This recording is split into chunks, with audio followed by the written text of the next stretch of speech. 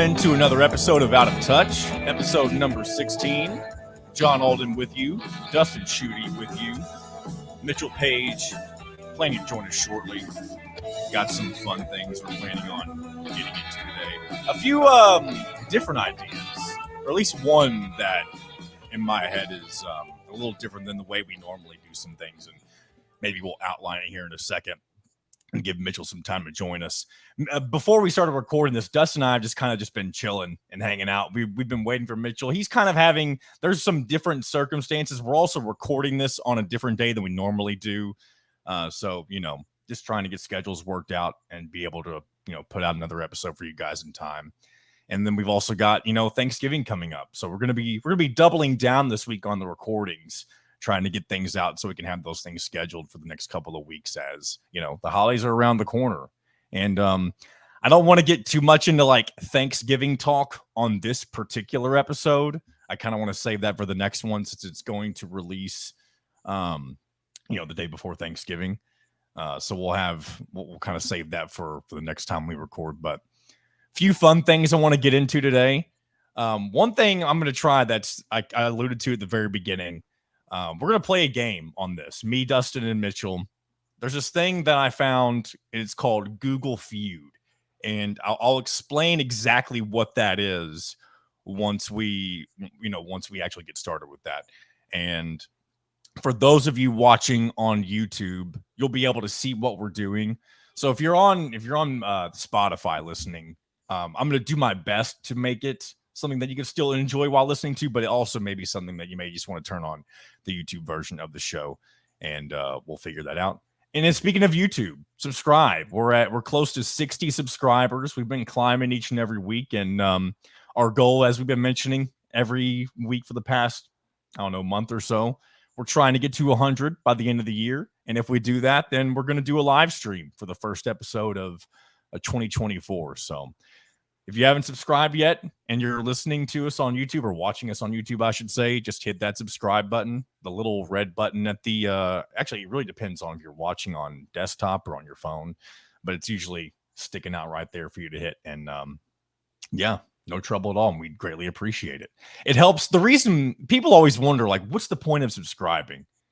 And the biggest thing that I've noticed working with different YouTube channels is that the more people subscribe and like videos and comment and that sort of stuff, it recommends it to other people who have the similar likes and, interests that you have. So it helps us get the show out to more people potentially. So that's kind of the purpose of doing that kind of thing. So that's a long-winded way of me welcoming you into this week's episode of Out of Touch. We're about 3 minutes in, and I haven't even let Dustin speak yet, but he's on his couch and he looks very comfortable. And let's welcome into the show, Dustin. Thank you. Special guest after the 3.5 minute opening that you just presented. Very well done. I'm debating on if I should create like 25 accounts on YouTube and just start subscribing so we can do a live show. Nobody will know, John. There's nothing, we haven't written a contract. There's nothing like in the fine print. Like there's nothing that says that the subscribers all have to be from different individuals. If we did a live show, are people going to be able to interact with us? At that same time? Exactly. Like whenever we've done, radio shows in the past, I have the YouTube element. We'll have commenters. But the one thing that will be unique is that, and again, we haven't figured out all the logistics for doing the live stream. We'll likely do it in the evening. I would say ideally like 7 o'clock. It's not too late, not super early. People are already off work, that kind of thing. And it'll be an experiment if we get to that point, and we'll plan a different style of show. We'll probably do some of the same normal things, like we'll take callers if we have a decent call volume and that kind of thing. And again, if you want to leave us a message, 502-830-9195 is the hotline. We are going to take a listen to the hotline later on. Someone sent us a call with a question specifically for Mitchell. And obviously we're going to say that for when he gets in here, but we're going to check that out later on too. Every time you read the phone number, this is probably me being old, but when you leave a message, do you repeat your phone number? And do you repeat the message when you leave a message like it's 1997, like I do? Man, I couldn't tell you the last time that I left a voicemail. Like, unless it was no, I really couldn't tell you. And again, that's I So guess that's like, me telling people to leave a voicemail for me when I haven't done it myself. But this is a different circumstance, also. do you not ever call the doctor or the mechanic or the plumber and Usually, not get an answer? This is so bizarre to let's me. see. So the doctor, usually those appointments are made at the previous appointment, and you can also do those online, at least where I go. And then I mechanics like that you're usually explaining this to me. do Yeah, what? you can do that. You can do that online. Yeah, no, it's Just like go I'm to talking to an elderly, like an elderly www.doctor's guy. office. Yeah, Um, exactly. Mechanics, I don't have a mechanic. It's actually my stepdad's amazing with vehicles, and so anytime I have an issue with a car or something like that, usually we take it over to his place, and he's very. I've been very blessed to have him in my life and be able, and not just to do that. He's been a wonderful dad. Um, like No, it's that's a actually one just to thing. fix your car. My point being, it's not everybody has that luxury where they can go to a family member instead of taking it to a mechanic, that kind of thing. That's true. So anytime I leave a message, it would be like something along the lines of, "Hey John, this is Dustin. I'm calling to talk about XYZ. You can call me back at bop bop bop bop bop bop bop bop bop bop." But And there's no then reason to do that anymore. I understand that, but I had to do that for so long that it's ingrained with me. But the worst part is that I don't just do it one time. You repeat yourself. You repeat yourself while leaving the message. So you leave your phone number twice. You say your name twice. But see, it's a very archaic thing to do. But to do it on the podcast, I mean, I guess there's a reason to do it twice because you want people to remember what it is. Like for a while, whenever I first came up with the hotline, I had to read it off my phone because I couldn't remember what it is. But I've said it enough times to where I can just, say it off of memory at this point. Well, isn't it something like you have to hear something 7 times before it becomes memory or something like that? That's a good point. Like there's an advertisement. There's like an old radio saying or not a saying necessarily, but like a pitch or something where that's why they say the phone number so many damn times in every radio commercial because it's after however Yes. many times, 6 or 7, it starts to finally click. So you'll be listening to Dustin's plumbing service, and I'll list out the number 555-555-5555. That's 555-555-5555. That's one more time. That's 555-555-5555. That's also why, in like with commercials in general, whether it be radio commercials or TV commercials, you hear the name of the company a million times. Yes, exactly. Yes. So a little Nailed bit it. of inside info from us today on how media marketing works, I guess. I'm not even in the radio business, but you are, so you should know all this stuff. You're familiar with it enough, though. I think that That's you true. can kind of figure it out. Did you take marketing classes in college? No, but I wish I would have because marketing seems incredibly fun. I mean, I'm sure it's a pain in the ass, but it seems fun.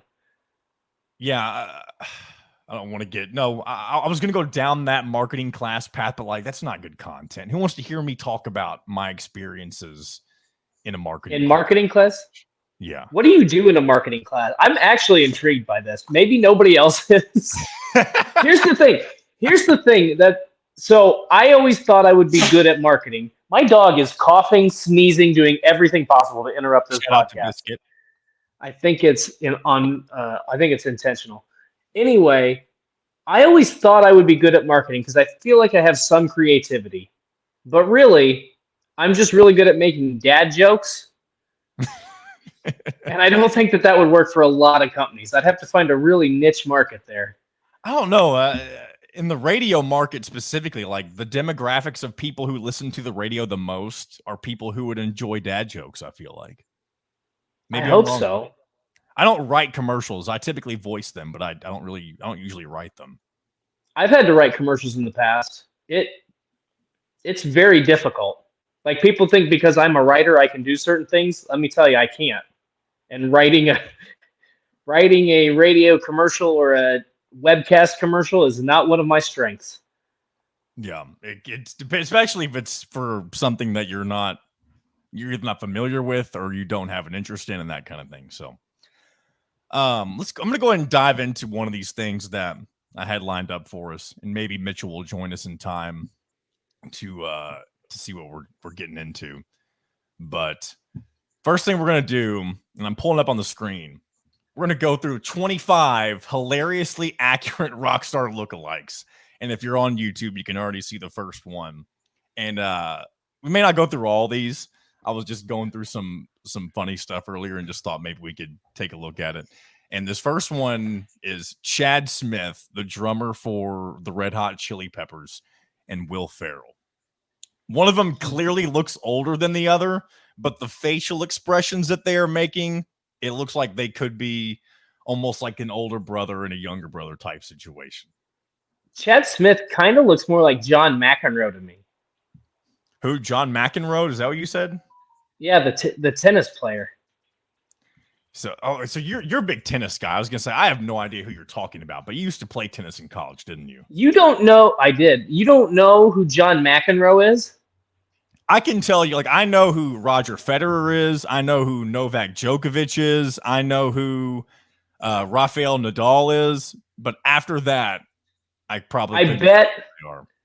I bet I could point him out, and you would go, "Oh, that's John McEnroe." I guarantee you've seen him. You just may not have put a face with it. Yeah, might not be able to put name to face, that kind of thing. So, next up, I've got Anthony Kiedis and Justin Long, another Red Hot Chili Peppers band member, the singer, and then actor Justin Long. And specifically with this photo, I don't know if Justin Long still has this, I don't know, Dirty Sanchez type mustache, but I think that's what really sells this this specific lookalike.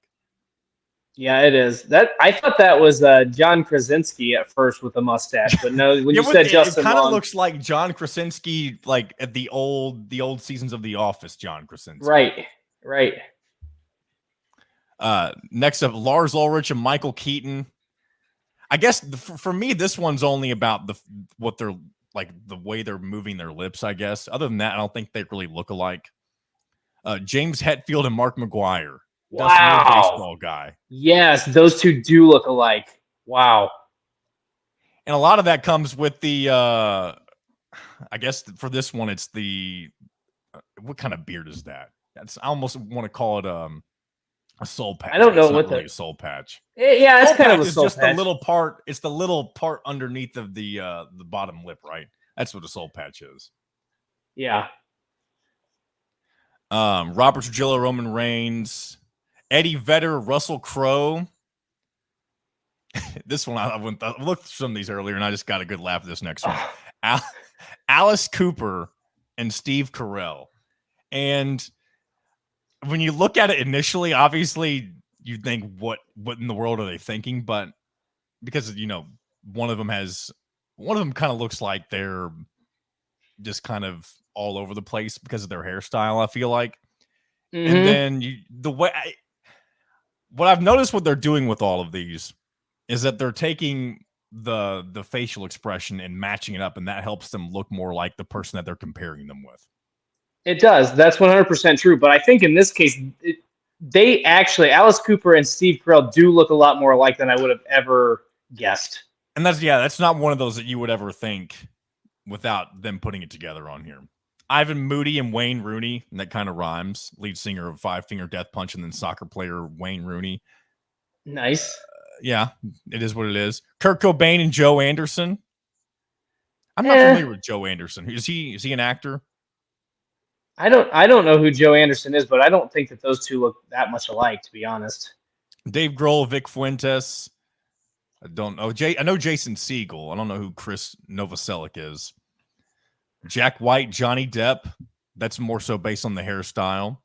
Yep. Billy Corgan and Gerard Way. Michael Sweet, Ted Cruz. Oh, wow. Wow. Michael Sweet is the lead singer of the band Stryper.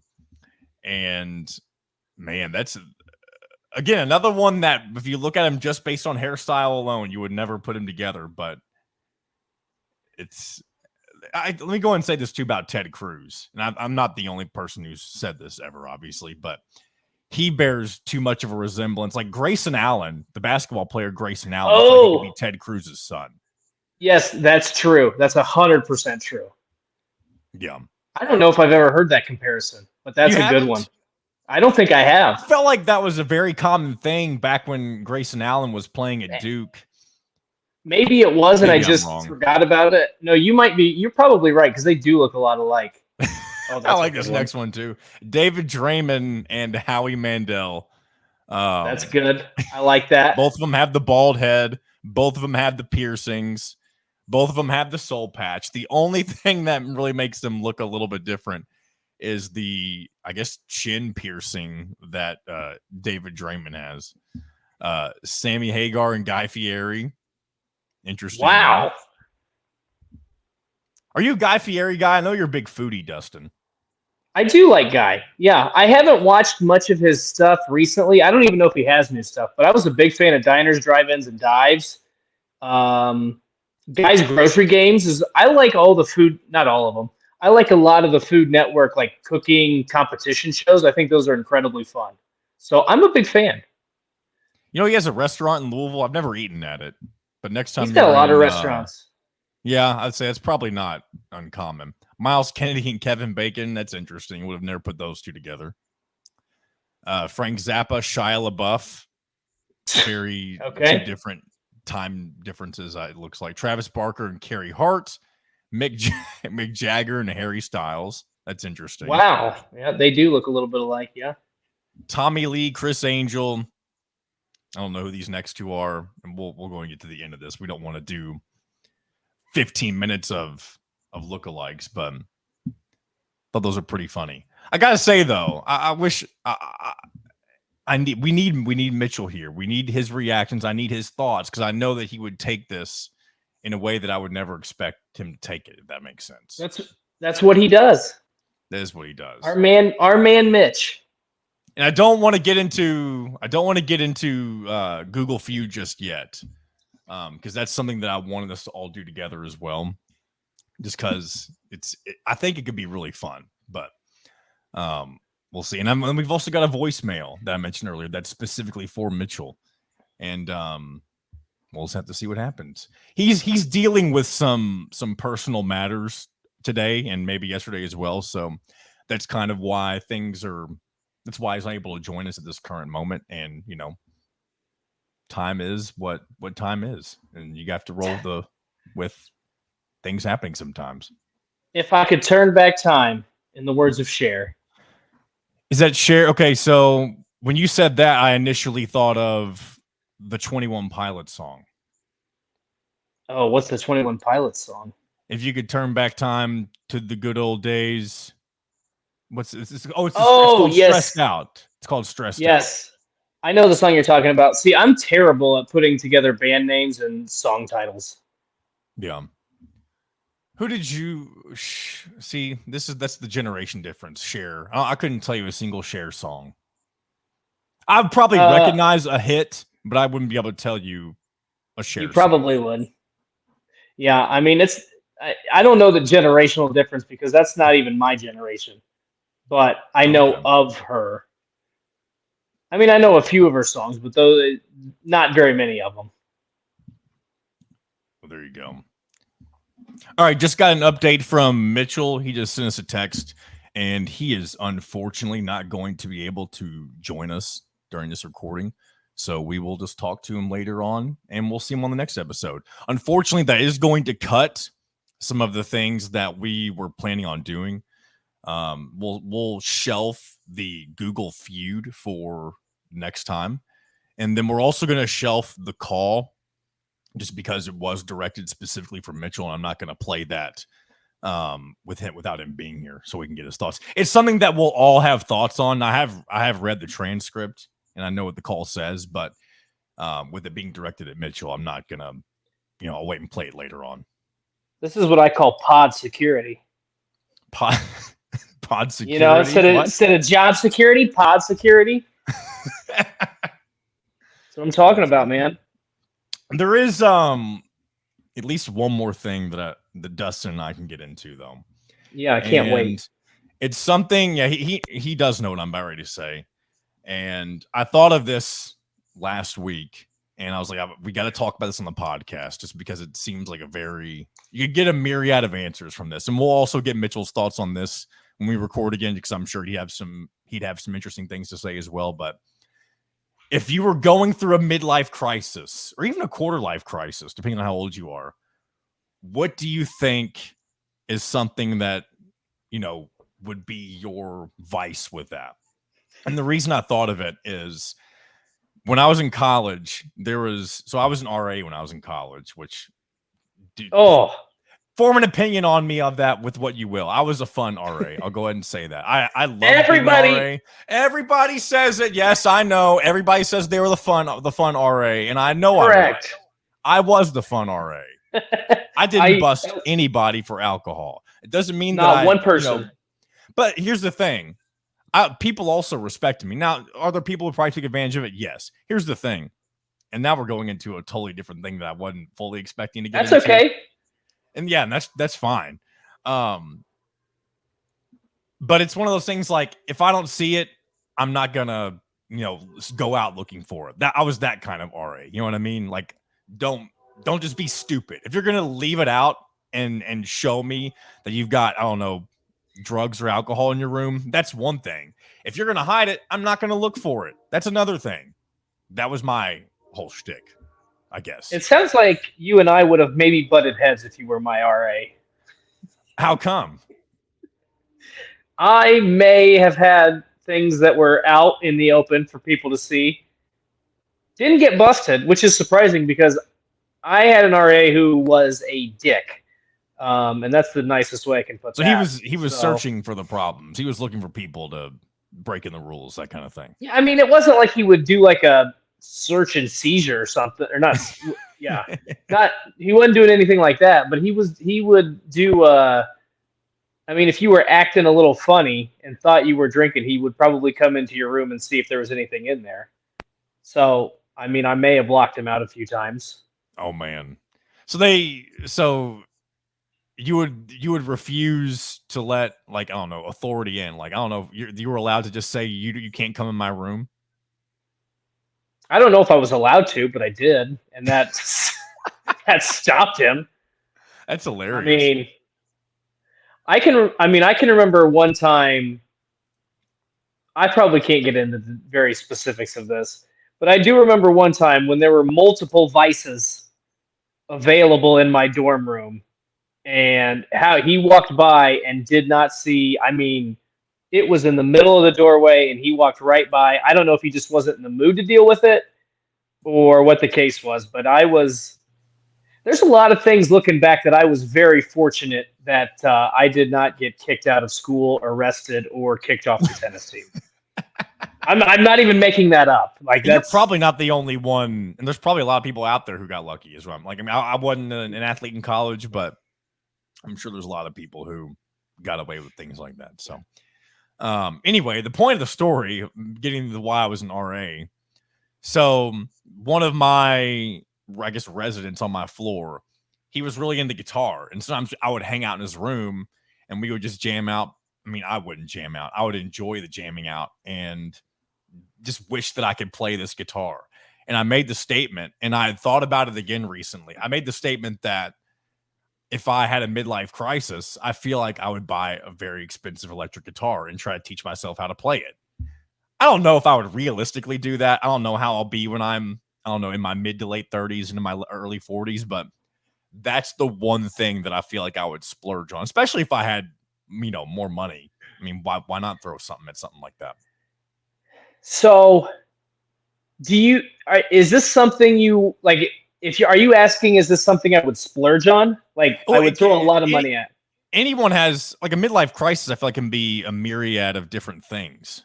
It doesn't have to be just like spending a bunch of money. It can also be, okay, I don't know, getting into drinking or something like that, and like really just ruining, like that. That may be more of like a ruining your life than going through a crisis. But that might be a bigger problem.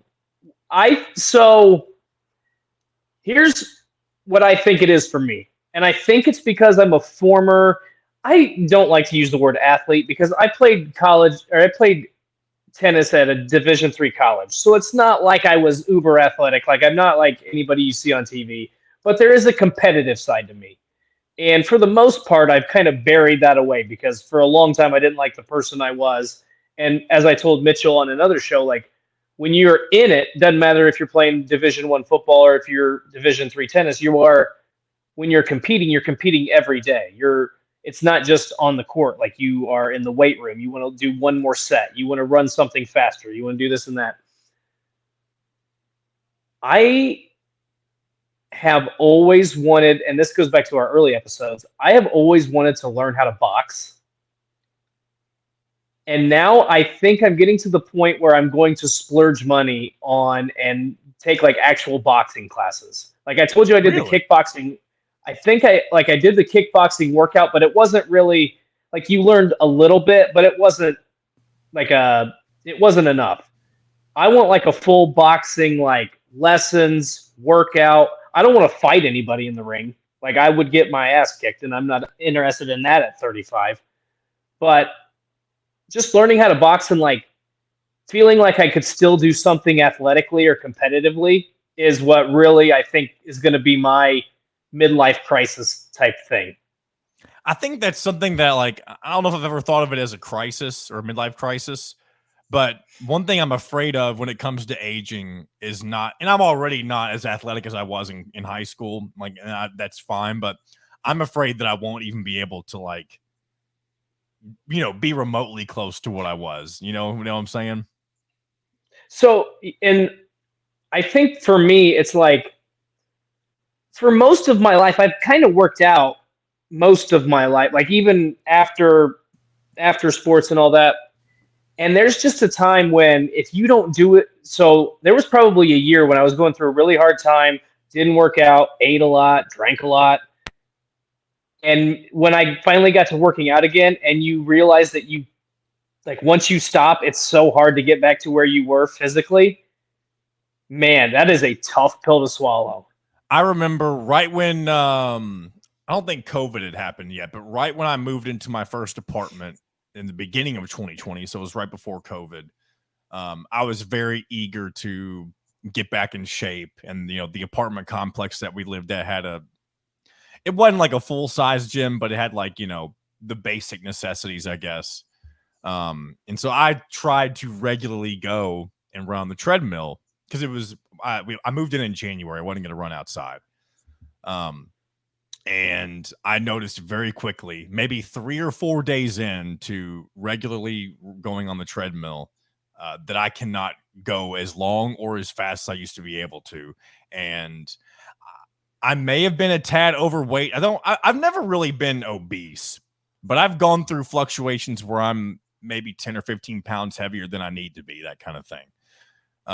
And that was one of those times. And that's what, I don't think I realized it, but I think looking back on it now, I'm like, I understand that it really takes a lot more dedication than just saying, because I remember back when I was in high school and even early college, I could just get up and go run a mile and a half and it's not a big deal. I mean, you have to really work back at it to get to the point where you need to be. And I'm not saying anything that's like breaking news to anybody, but it's an interesting realization for me as somebody who's in their mid-20s and, doesn't want to get out of shape, Right. Well, to provide some level of comfort is that I think it was in April or May, maybe. And I have never been a fast runner. I've been able to run and I can run for distance, but I could not, it's not going to be quick. It's going to be the tortoise in the hare type situation, and I will be the tortoise. But I went out one day. I was really frustrated. I had been working out for, probably like doing some running training for a while. I ran the fastest 5K I've ever ran in my life. It was under 30 minutes, which to me is huge. So there is hope that you can get back to do it and potentially be in even better shape. There's just a lot of dedication. It takes a lot more dedication. Let me just say at no, you're right. My age. It's one of those things where I feel like if I ever have kids that do sports and that kind of thing. I feel like that will motivate me to, not want to be so far behind. But again, that could be, especially for them, for it to be competitive sports. I mean, that could be 10, 15 years down the road and by that point I'll be in my mid to late 30s. So like, yeah, that might suck. You can't just put it off for 15 years and say you'll do it at that point, because by then it's too late. You could try. Well, it's never too late. Never too late. Good attitude. But good attitude there. It's never too late. But yeah, I mean, if you can do something like, and I don't want to like get on a soapbox here or preach the world, but when I started to get back into working out and trying to get back into shape, like I said, when I got out of shape there for about a year and did not look good at all, I just started walking. Like, it sounds dumb, but I don't do as much as I should, but I do enjoy doing that. And that's how you got into hiking, I'm guessing. It is. So yeah, I got into hiking. I did a lot of walking, 5 to 8 miles. Then you get into shape and you can do some steeper hikes and some longer hikes. I'd start walking, like I was walking 10 to 12 miles every day. And then you just kind of then you're able to do more stuff. Like I would in Georgia, I would go on these what they would label as like mediocre or moderate to difficult hikes. And it's because of all the elevation change. And I would get on top of some of these peaks and I wouldn't be winded. And once I was able to do that and increase my stamina, then I went back to weightlifting. Then I went back to endurance training. So it doesn't take, like, you don't have to go to the gym and start bench pressing immediately to get back in shape. It can start with something little. You can just start walking 8 to 10 miles and you can do it. Like if I can do it, I don't want to get too deep into it, but if you can do it after, certain points I was at in my life and get back into shape and things like that, then anybody can do it. There you go. Dustin's motivational. I should be like, who's that? Who's the guy who wore the short shorts and had like the afro? Is it Richard Simmons? Yeah, Richard Simmons. That's yeah. There you go. Let me be your Richard Simmons. Get motivated, everybody. Did he just? I don't want to jump to conclusions. Did he just die recently? I really could just be. It could just be a random thing that's in my head. I'm clarifying that right now. Good thing for Google, so we can find out whether or not Richard Simmons is in fact he's not dead, but he is 75 years old. Wow, that's an upset. I guess maybe not. He was kind of popular in the 80s and early 90s, so that may not be that crazy. Yeah, either way.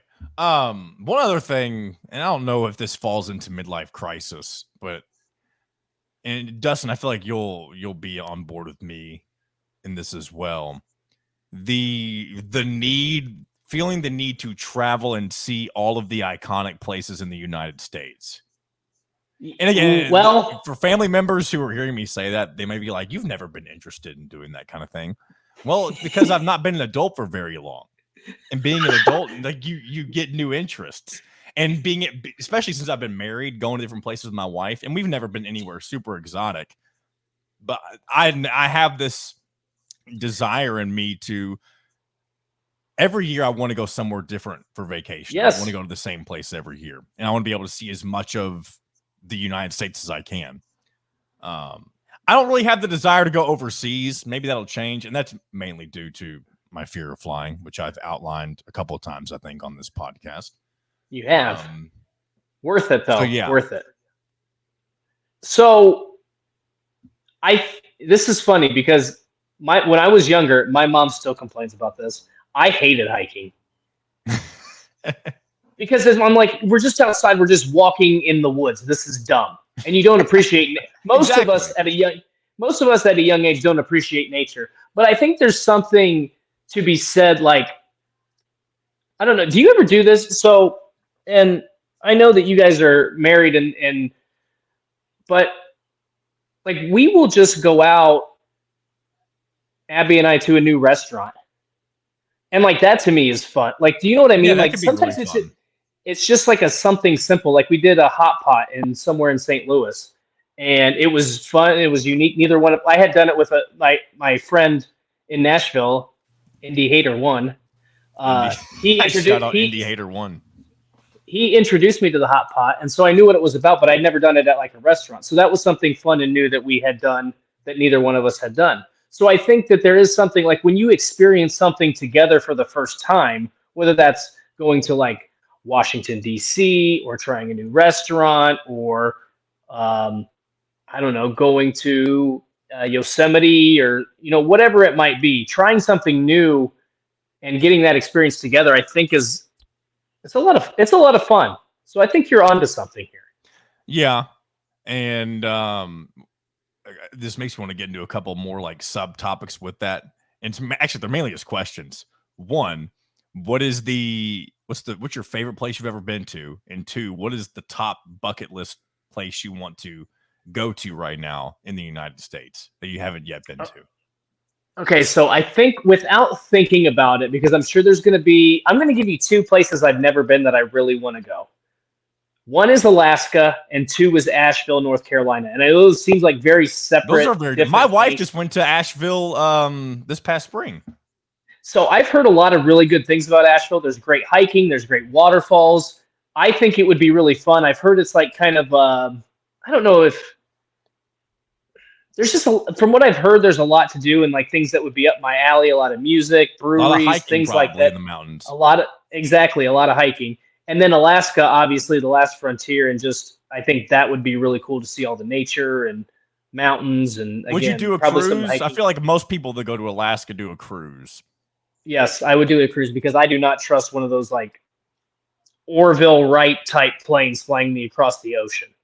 Is that the only way to get to Alaska, like commercially? Well, not through. I think certain towns. You can only get there, but by propeller plane or whatever. But I don't think you have to go across the ocean. I don't know. I don't know geography that well. Best place I've actually been that I remember is. I'm such a hiker now. There's a lot of really cool places, but I think where Mitchell used to live, Charleston, South Carolina, it is one of the coolest places. And I don't know that I would want to live there necessarily, but I went downtown in like their historic district and we did a lot of history stuff. I've eaten a lot of really good food there. Their aquarium is really cool. We went to Fort Sumter. So I've been there and I think that's one of the coolest places I've been. I know I mentioned my stepdad earlier. Shout out to him again. He used to be stationed in Charleston, South Carolina, I believe. Oh, cool. If I'm wrong, you can correct me, and I apologize. But he was in the United States Navy and spent some time down in that part of the country. And that's where my stepbrother was born, actually. I wasn't around at that point. He was born in Charleston, South Carolina. Okay, so I'm going to counter this with another question. What place or like what popular destination do you have no interest in going? What popular destination? So let me give you an example. I feel like I think I have one without thinking. It's Los Angeles. Okay, that's a good answer because I have some desire to go to LA because Disneyland is out there and also USC and UCLA. So from the sports and the little Disney nerd in me, there's a desire to go out there. Plus, I've heard the weather's really great. But my answer is Miami. That's a good one, too. Miami just feels like there's a certain age range. And I'd say it's probably yes. between maybe 16 or 17 and maybe right before my age. That if you haven't been to Miami, go at that point. And if you just miss it, you miss it. And then there's no point because nothing there is for you at that point. Right. And so I think Miami would, for me, be a lot like LA. Like, would I go to the Orange Bowl? Yes, I think that would be cool. Do I want to check out like a beach down there? Yes. Am I going to spend a lot of money to go, or do I have like a desire? Not really. Like, like if somebody said, here, you have a free trip to Miami for 3 days, I would go. Oh, of course. But I would do I'm that not going pretty much anywhere. Exactly. Unless I had to get on a plane. Well, you can drive to Miami, so you're good. That's true. Miami's fine. Miami's landlocked. I have two places. One of them is more immediate just because it's a cheap, it'd be a cheap trip, I guess. Another one's more like down the road when I have more time and money. I want to do it. and I'll start with the cheaper one first. Lewis, Delaware. Delaware is the first Okay. state. Lewis is the first town in the first state. It's a coastal town, and it's very small, and I've heard it's very scenic, and it may be something that I visit as soon as next year, potentially. I And like it's it. also just a place that, like I just named it. Surely you've never heard of Lewis, Delaware, unless you're from there. And so I think that'd be unique just because it's not a typical, vacation spot. And two, this is obviously a more, I guess, mainstream type of answer, but also a lot more difficult to get to, is the Pacific Northwest of Washington and Mount Rainier and all that kind of stuff. Mount St. Helens, that kind of thing. Yep. Good pick. Those are good. Those are good And even picks. Vancouver, Canada, just really that entire region. I would love to visit someday. Yeah, no, I think those are good. Those are really good answers. I've always wanted. I've never heard of Lewis, Delaware, but I've always wanted to go to like the New England area to see the foliage at some point, and then out west. Like my brother went out there to Oregon because he works with the track team at the University of Florida, and he went out to Oregon, and it looks beautiful out there. So I think that would be. I think the Pacific Northwest would also be a really cool spot. Those are good answers. I like those. Look at us getting all the Wanderlust out. We didn't know we were going down this path today. We had to really shift gears from the beginning. We thought we were going in one direction today, and then some things happened. We shifted, and now we're on a whole different path. Sometimes that's the best part of traveling too, right? You never know where you're going to end up. We're a bunch of journeymen, John. That's what we are. A bunch of journeymen having quarter and midlife crises, and we don't even know it. Well, I think I know it, but okay, so you know what? One thing I think I would not do that seems to be a very popular thing. It seems like getting a tattoo when you're going through a midlife crisis or talking about it. And let me preface this. I'm all on board with tattoos. Like, I know a lot of people who have them, love them. They're great, fantastic. The only reason I don't have one, John, is because I change my mind so much that I feel like after 6 months or a year, I would be like, no, I want to get rid of it. Like, I honestly think I'm the same way. I've never had a desire to get a tattoo, and I've never really thought about why, but that makes a lot of sense because I don't think there's anything I would ever want on my body until the day I die. I think, but see, there are things that that have had sentimental meaning or whatever, and I'm like, I'd like to get a tattoo, but I'm just so afraid. This comes back to the overthinking, where to me, if I got something I didn't like, it would just bother me. You know what I mean? Oh, yeah. So and then you feel like you've made a massive mistake. Well, you can get it lasered off, but that's more one money. of those things. Like, yeah, I guess it's 95% permanent, depending on what route you take to get rid of it. But that's one of those things. If you get it during your midlife crisis, you can't really take back unless you just have a bunch of money. Like for example, I mentioned buying a guitar or whatever and trying to learn guitar. Like if you could sell the guitar, but you can't really get rid of your tattoo unless you go through all the hoops and that kind of thing. True. I just feel like, okay, I have to again, I love tattoos. I think they're great. I wish I would not think about it and would just get one, but I can't bring myself to do it. So I don't want people to think that like I'm bashing tattoos. It's just like my mindset is so overthinky that I just feel like I would get something I didn't like, and then what happens in a year when I decide I don't like it.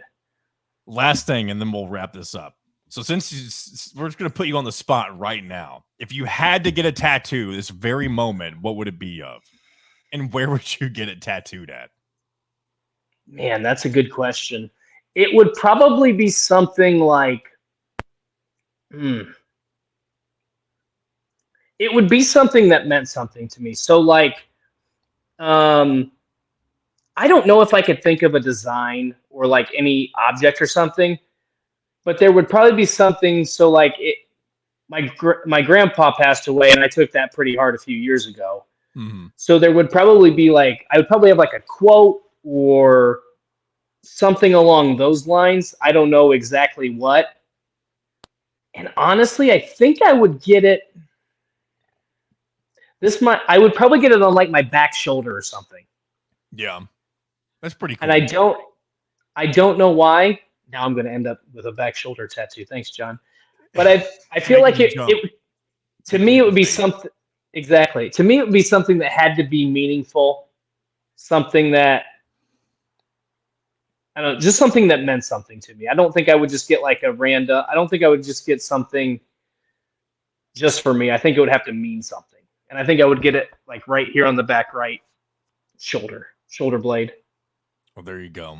I don't know what I would get because I genuinely don't think a tattoo is something I will ever have a desire to have.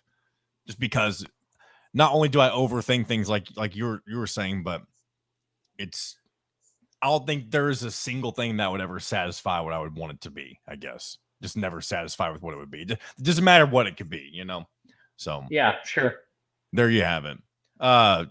Shout out to Dustin for hanging with me tonight. And we again, we were all over the place.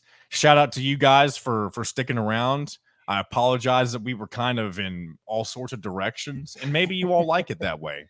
And if that's the case, then we're glad you enjoyed it. And we'll be back to do it all again next week.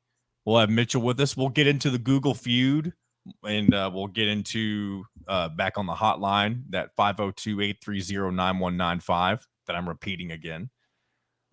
Leave us a message. Tell us also, and I guess we'll be recording this before you would be able to send us things like this, or we could record it we could do messages like this the week after potentially if there's calls that come through on this. But I thought of this the other day and I wanted to query the audience. What is the least favorite thing about Thanksgiving? Because I feel like Thanksgiving is the holiday that's like the ugly person next door to Christmas, because everybody looks forward to Christmas. And I don't really have a problem with Thanksgiving, but it always gets overshadowed by Christmas. And it feels like people always talk about the, things they dislike about Thanksgiving when it comes to, like, I don't know, people talking about politics or people talking about, I don't know, family issues, bringing up things that, Right. I guess are triggers.